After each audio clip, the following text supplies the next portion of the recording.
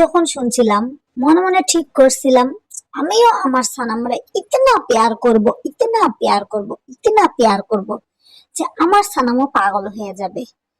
যেই কথা সেই কাজ, বিয়া যেই হইল সানামেরে প্যার করতে শুরু করলাম, ইতনা প্যার করলাম, ইতনা প্যার করলাম। শুধু পেয়ার না, এদের মতন জঙ্গলে পাহাড়ে গিয়েও পেয়ার করলাম, সেই লেভেলের পেয়ার করলাম। বিশ্বাস হয় না? এই যে দেখেন, চোখে দেখেন সালামের কি লেভেলের পেয়ার করছি, দেখেন পাহাড়ে গিয়া, এই দেখেন দেখেন দেখেন।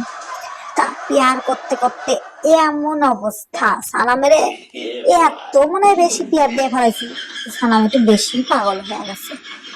তারপর আর কি, বাকিটা ইতিহাস। বেশি পাগল হইলে যা হয়। এমনই পাগল হয়েছে সানাম যে না আমারে ছাইরা নিজে কোথাও একা যায়, না ওনারে ছাইরা আমি কোথাও একা যাইতে পারি। এই সানামের পাগল হওয়া, পাগল করার চক্করে আমার বাপের বাড়ি, আত্মীয় স্বজন কোনোখানেই যাওয়া হয় না। কেন, সানাম তো সেই সব জায়গায় যাইতে চায় না। আর সানাম মেরে থুইয়া আমি যাইতে পারি না, কেন পাগল তো কইরা ফেলাইছি আমি। আর আমার থুয়াও সানাম যায় না যে ওই ফাঁকে গিয়ে একটু ঘুরে আসুন। তাইলে কি মুশকিলে পড়ছি বলেন দেখি।